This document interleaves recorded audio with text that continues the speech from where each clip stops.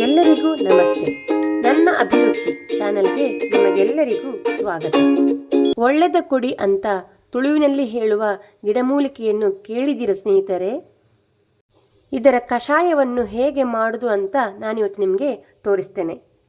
ಈ ಕಷಾಯವನ್ನು ಹೆಚ್ಚಾಗಿ ಮಕ್ಕಳಿಗೆ ಕೊಡ್ತಾರೆ, ದೊಡ್ಡವರು ಸೇವಿಸ್ತಾರೆ. ಬೆಳಿಗ್ಗೆ ಖಾಲಿ ಹೊಟ್ಟೆಗೆ ಇದನ್ನು ಸೇವಿಸಬೇಕು ಅಂತ ಹೇಳ್ತಾರೆ. ಖಾಲಿ ಹೊಟ್ಟೆಗೆ ಇದನ್ನು ಸೇವಿಸಿದರೆ ಈ ಔಷಧದ ಪರಿಣಾಮ ದೇಹಕ್ಕೆ ಒಳ್ಳೆ ರೀತಿಯಲ್ಲಿ ಆಗ್ತದೆ ಅಂತ ಹೇಳ್ತಾರೆ. ನೋಡಿ, ಇದೇ ಒಳ್ಳೆಯದು ಕೊಡಿ. ಕನ್ನಡದಲ್ಲಿ ಏನು ಹೇಳ್ತಾರೆ ಅಂತ ನನಗೆ ಗೊತ್ತಿಲ್ಲ. ನಿಮಗೆ ಯಾರಿಗಾದರೂ ಗೊತ್ತಿದ್ದರೆ ಕಮೆಂಟ್ ಬಾಕ್ಸ್ನಲ್ಲಿ ಹಾಕಿ. ಇತ್ತೀಚೆಗಂತೂ ಈ ಗಿಡಮೂಲಿಕೆ ನೋಡಲಿಕ್ಕೆ ಸಿಗುವುದೇ ಇಲ್ಲ. ಮುಂಚೆಯೆಲ್ಲ ಗುಡ್ಡೆ ಕಾಡುಗಳಲ್ಲಿ ಇದು ನೋಡಲಿಕ್ಕೆ ಸಿಗ್ತಾ ಇತ್ತು, ಎಲ್ಲಿ ಬೇಕಾದರೂ ಅಲ್ಲಿ ಸಿಗ್ತಾ ಇತ್ತು. ಆದರೆ ಈಗ ಇದನ್ನು ಹುಡುಕುವುದೇ ತುಂಬ ಕಷ್ಟ. ನಮ್ಮ ಮನೆ ಪಕ್ಕ ಒಂದು ಗುಡ್ಡೆ ಇದೆ. ಆ ಗುಡ್ಡೆಯ ಪೊದೆಯಲ್ಲಿ ಒಂದು ಸಣ್ಣ ಗಿಡ ಇತ್ತು.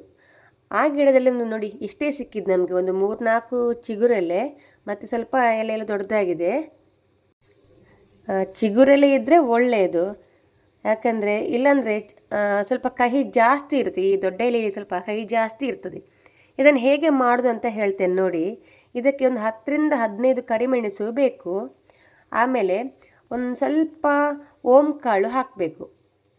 ಆಮೇಲೆ ಎಲೆಯನ್ನು ಚೆನ್ನಾಗಿ ತೊಳೆದು ತುಂಡು ತುಂಡು ಮಾಡಿ ಸ್ವಲ್ಪ ನೀರು ಹಾಕಿ ಒರಳು ಕಲ್ಲಿಗೆ ಹಾಕಿದರೆ ಒಳ್ಳೆಯದು. ಬಟ್ ನನ್ನಲ್ಲಿ ಒರಳು ಕಲ್ಲು ಇಲ್ಲ, ಆದ್ದರಿಂದ ನಾನು ಮಿಕ್ಸಿ ಉಪಯೋಗಿಸ್ತಾ ಇದ್ದೇನೆ. ಈ ಕಷಾಯ ಯಾಕೆ ಕೊಡ್ತಾರೆ ಗೊತ್ತಾ? ನೋಡಿ, ಮಕ್ಕಳಿಗೆ ಹೆಚ್ಚಾಗಿ ಈ ಹೊಟ್ಟೆ ನೋವು, ಶೀತ, ಅಜೀರ್ಣದ ಸಮಸ್ಯೆ, ಅಂದರೆ ಹೊಟ್ಟೆ ಉಬ್ಬೋದು, ಆಮೇಲೆ ಜಂತುಹುಳದ ಸಮಸ್ಯೆ, ಇದಕ್ಕೆಲ್ಲ ಈ ಔಷಧ ತುಂಬ ಒಳ್ಳೆಯದಂತ ಹೇಳ್ತಾರೆ. ಮುಂಚೆ ನಾವು ಸಣ್ಣವರಿದ್ದಾಗ ನಮ್ಮ ಅಮ್ಮ ಅಜ್ಜಿ ಈ ಮದ್ದನ್ನು ಆವಾಗ ಕೊಡ್ತಾ ಇದ್ದರು. ಆದರೆ ಈಗ ಇದು ನೋಡಲಿಕ್ಕೆ ಸಿಗೋದಿಲ್ಲ.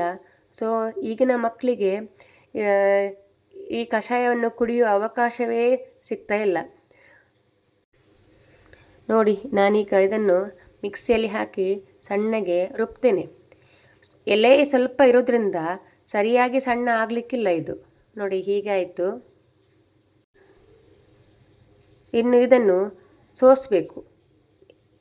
ಇಲ್ಲಾಂದರೆ ಆ ಕರಿಮೆಣಸು ಓಂಕಾಳು ಪೀಸೆಲ್ಲ ಮಕ್ಕಳ ಬಾಯಿಗೆ ಸಿಕ್ಕಿದರೆ ಮಕ್ಕಳು ಕಷಾಯವನ್ನು ನುಂಗೋದಿಲ್ಲ. ಸೊ ಹೀಗೆ ಸೋಸಿದರೆ ತುಂಬ ಒಳ್ಳೆಯದು, ಕುಡಿಲಿಕ್ಕೆ ಈಸಿ ಆಗ್ತದೆ. ನೋಡಿ, ನಮ್ಮ ಕಷಾಯ ರೆಡಿ ಉಂಟು. ಯಾರಾದರೂ ಮುಂಚೆ ಈ ಕಷಾಯವನ್ನು ಕುಡಿದಿದ್ರೆ, ಈಗಲೂ ಕುಡಿತಿದ್ರೆ ನನಗೆ ಕಮೆಂಟ್ ಬಾಕ್ಸಲ್ಲಿ ಹಾಕಿ. ಈ ವಿಡಿಯೋ ಇಷ್ಟ ಆಗಿದ್ದರೆ please like, share and subscribe ಮಾಡಿ. Thank you for watching.